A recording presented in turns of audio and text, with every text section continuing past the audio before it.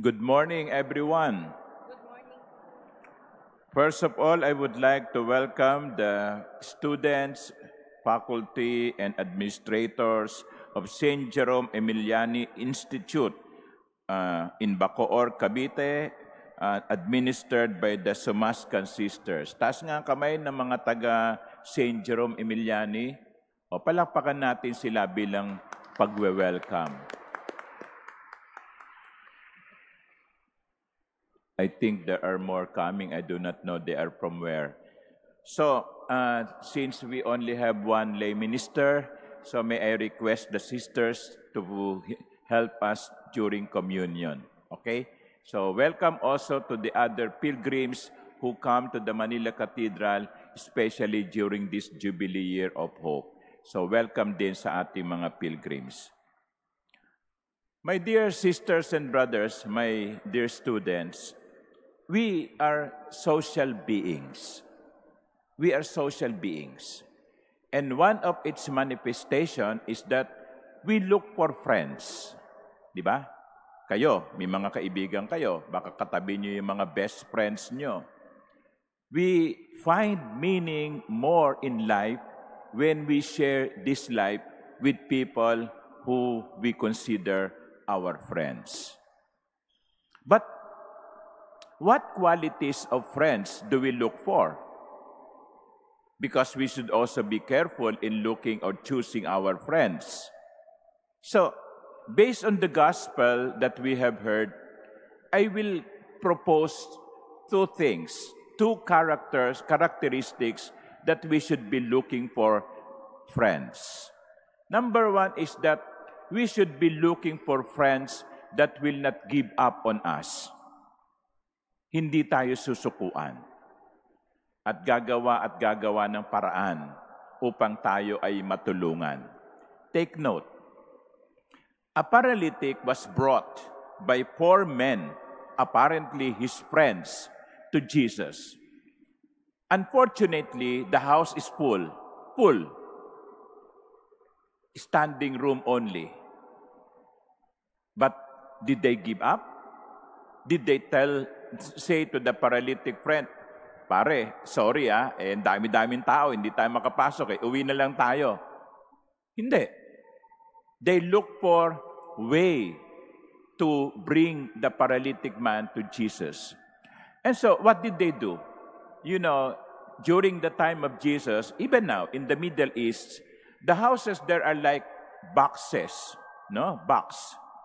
You can go up to the roof, with stairs. And most of the houses then, during the time of Jesus were made of clay. Yung putik na hinalo ng mga straw, yung mga dayami. Pag natuyo yon, medyo matigas yon. So, what did the friends of the paralytic do? They went up the roof, tinungkab nila, tinungkab nila yung roof, and then dahan-dahan, binaba nila yung higaan noong kanilang kaibigan. Imagine Jesus in the middle of the living room, looking up to the ceiling. What is this? Okay? So ibinababa nila yung paralytic na nakahiga sa kanyang higaan.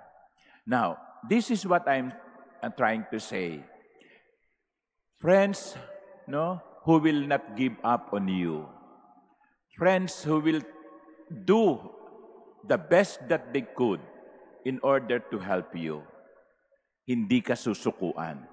Pag meron kang ganong kaibigan, kahit anong sama ng ugali mo, hindi ka iniiwan, alagaan mo yung kaibigan mong yon. Friends who will not give up on you. Friends who will be resourceful enough to find ways to help you out. Meron ba kayong ganong kaibigan? Yun talagang sa kanya, hindi niya salita yung hindi pwede It cannot be done. No. Those are not in his words, are not in his vocabulary. But rather, he will always say, gagawa natin ito ng paraan. Gagawa natin ito ng paraan. Huwag kang mag-alala. Gagawa tayo ng paraan. If you find that kind of friend, treasure him or treasure her. That's one. The second characteristic that we should be looking for friends is someone who will bring us to Jesus. Someone who will bring us to Jesus. Yung bang kaibigan nyo, saan kayo dinadala? Saan kayo dinadala ng mga kaibigan nyo? Dinadala kayo sa casino? No? Dinadala kayo sa mga masasamang lugar? O dinadala kayo kay Jesus? You know, these friends of the paralytic, even if it was difficult, they brought the paralytic man to Jesus. Real friends will always bring you to Jesus. If your friends do not bring you to Jesus, they are not your friends. Kung ang kaibigan mo, hindi ka tinuturoang magdasal, hindi ka inaayang magsimba, hindi niya ipinakikilala sa iyo si Jesus, hindi ka niya dinadala kay Kristo, hindi yun tunay na kaibigan. Kung dinadala ka niya sa kasamaan, sa kalokohan, sa paggawa ng mali, hindi yan tunay na kaibigan. Minsan, yung mga barkada, ganyan, barkadahan, no? So, we would like to have friends. So, may mga barkada. Saan kayo inaaya ng inyong barkada? Inaaya ba kayo? Likaw, umabsent na lang tayo kay ma'am, no? Wala namang gagawin eh. Punta na lang tayo doon sa video shop. O, yun. Nag-absent ka dahil inaya ka. At ito pa, pag hindi ka sumama, sasabihin sa iyo, wala ka namang pakikisame, no? Hindi ka naman tunay na kaibigan eh.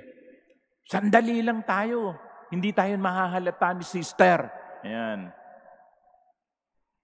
Pag ang kaibigan mo dinadala ka sa masama, tinuturuan kang gumawa ng mali, hindi yun tunay na kaibigan.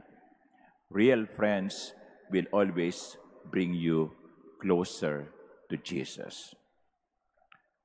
My dear sisters and brothers, I am not only talking to the students.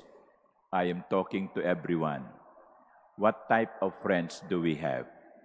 Do we have friends who will not give up on us? And do we have friends who will bring us closer to the Lord? Amen.